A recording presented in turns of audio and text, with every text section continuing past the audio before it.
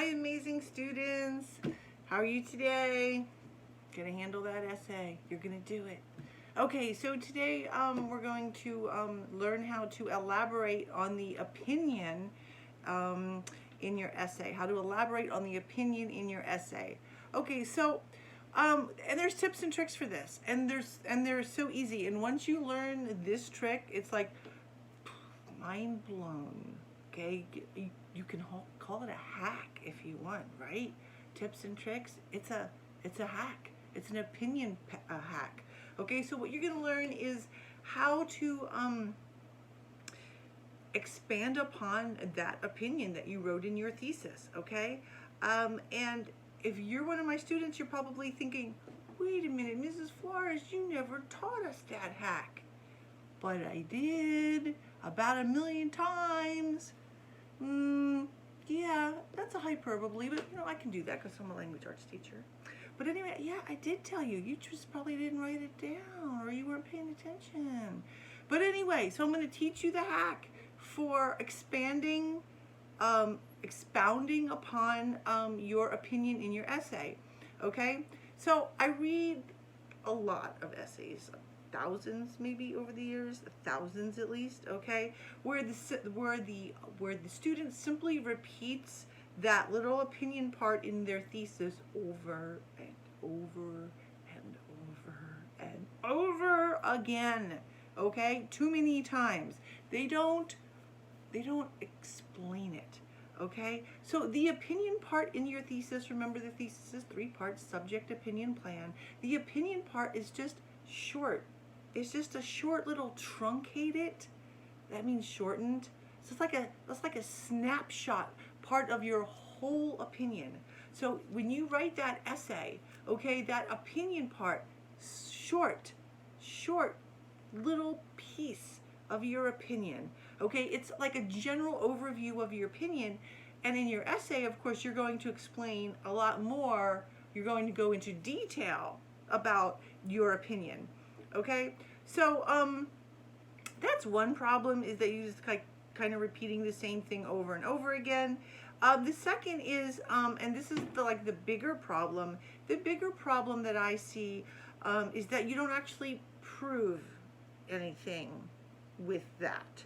Okay, I just get this, you take a quote, any quote, throw it into your essay, and you throw the quote in and say this means that, and then you put in your opinion, whatever you had said on your thesis. That's not working.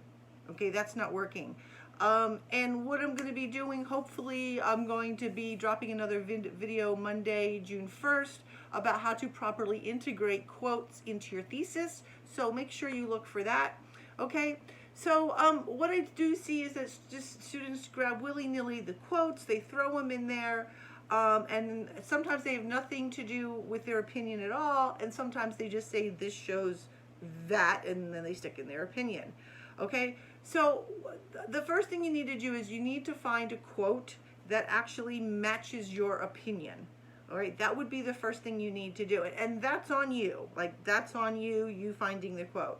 All right, but then more importantly, you need to explain exactly how that, how the quote, exactly how it relates to your opinion. And this is where the trick comes in. Okay, so now before I get to the hack, to the trick, okay, I do have one caveat. That means a warning or caution. Caveat means caution or warning. This will not work for timed writes, like in-class timed writes, and you'll see why in a minute, although I'm going to give you another hack for doing that. Okay, so it's like 2 essay hacks in one. Okay, so you're going to explain, so I'm going to give you some examples because I feel like that's the best way to explain things. Okay, so ready? All right, so listen up, okay? What we're going to do is we're going to start with an example from a text that we read in class, okay? And that is The Things They Carried. Remember that novel that we read? Okay, so one of the themes in The Things They Carried is the hypocrisy of war. It was like a big theme. There was one of many themes, but that was one of them. And some students chose to write about the hypocrisy of war. That's all well and good, but you need to explain with your quotes, as your evidence how and why that quote proves hypocrisy. Okay? So now listen up.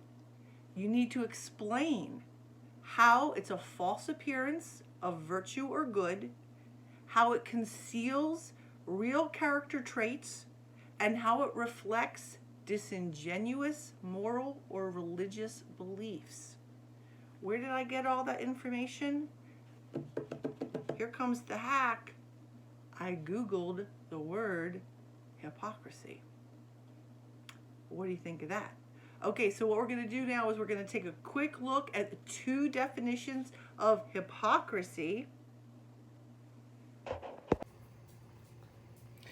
These are two definitions of hypocrisy. You can see the words I have highlighted.